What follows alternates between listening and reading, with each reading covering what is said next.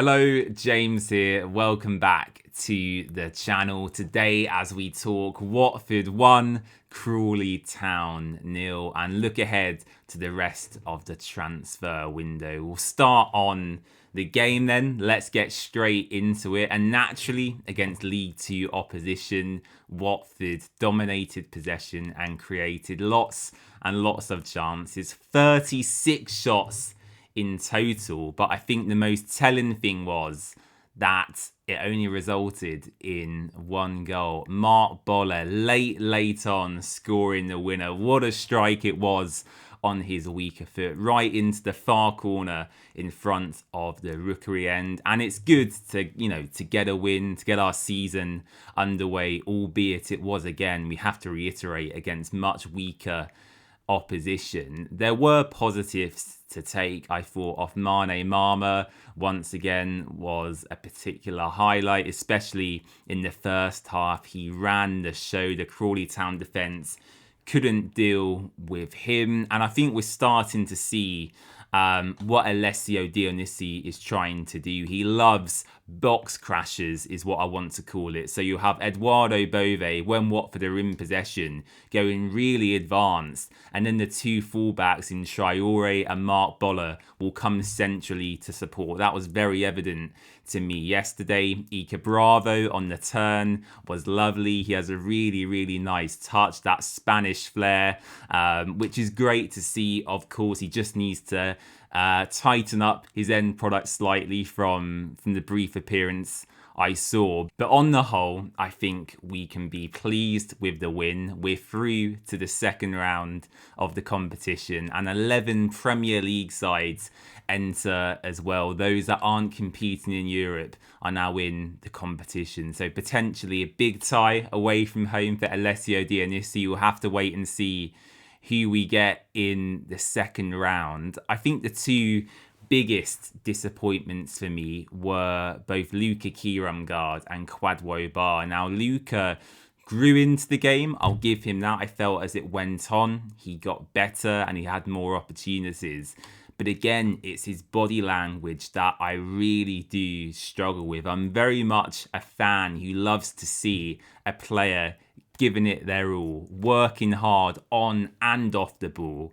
And again, I didn't think Luca looked particularly up for this one. And as the other results came in, Norwich with a big win, other championship sides scoring plenty of goals against lower opposition, getting their confidence up, Luca did seem to struggle. And the same can be said for Kwadwo Bar over on that right side. Bar's biggest attribute is using his physicality, getting the ball, knocking it past his man, and using his pace. And again, he had numerous opportunities to use that to effect, and he chose not to. And I felt he was rightly substituted at half-time, which is a massive shame. And with Nestory Irankunda off to Sporting imminently, maybe that right-hand side, the right wing area, is something we should work on in the transfer window. I know there's been rumours and murmurings around the potential return for Yassir Espria on loan. I would love that as a fan personally.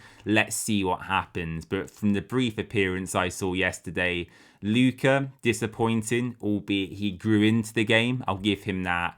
And Kwadwo Bar, as I said, rightly substituted at half-time. Nabazada in that second half was by far and away way more effective, and he looked to take on his fullback at every opportunity. So, concerned about Kwadwo certainly heading into the main season. Right, let's move on to transfers, and we'll start with the goalkeeper position, where there has been plenty of movement. Egil Selvik, according to Fabrizio Romano, on his way to join Stade Brestois in Ligue 1 on a permanent transfer. I don't think there was ever a world really where both Ravaglia, Bachmann and Selvik all stay this season and compete for one position. They all have quality. They're all individually good at certain things.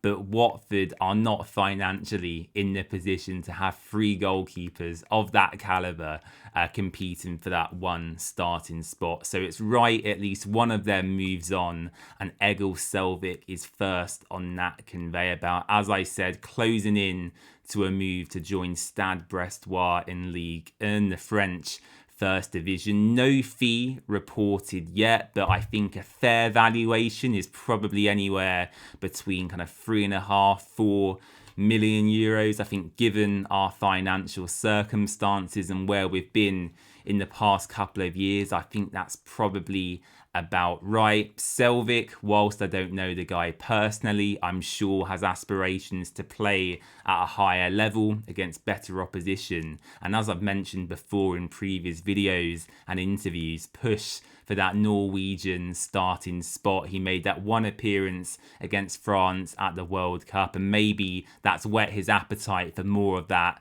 moving forward. So it's only a matter of time, it seems, before Selvik leaves the club. And I've got to say, I'm a little bit disappointed about this one. I don't think Selvik is a bad goalkeeper. He is perfectly fine for this level. Probably not Premier League quality. I think he would even admit that himself. But it's certainly good as a Championship goalkeeper, a decent stopper in this division. I just felt towards the end of last season, like with many players, he was starting to get a lot more criticism, rightly or wrongly, and at times that verged a little bit nasty into more abusive territory. So yeah, I'm sure Selvik probably pleased to be leaving, and yeah, he's on to pastures new. We wish him all the best. Now, there has been rumours in the past few days around another potential incoming goalkeeper, and this is 34-year-old Bradford City stopper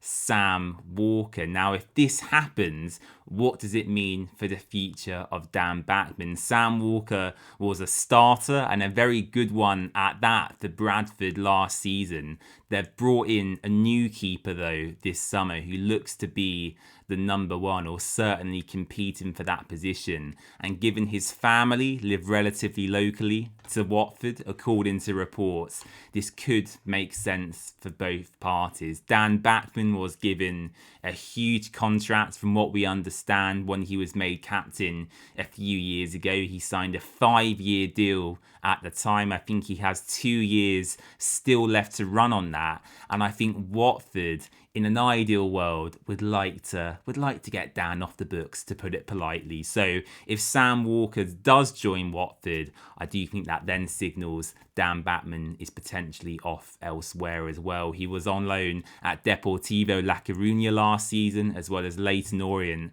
Both moves, though, hampered by injuries, and he didn't make a senior first-team appearance for either side. I know he's featured heavily in pre-season. Matty Pollock has spoken about him being in that leadership group as well, with 5 or 6 other players. But I think long term, we need to move past Dan Bachmann really as a viable goalkeeping option. And if Sam Walker is arriving from Bradford City in that Nathan Baxter, Jonathan Bond type role, I don't have a massive problem with that. And by all accounts, is a real consummate professional as well, well liked in the dressing room, and should be a good addition. So certainly one to keep an eye on for sure in the coming weeks.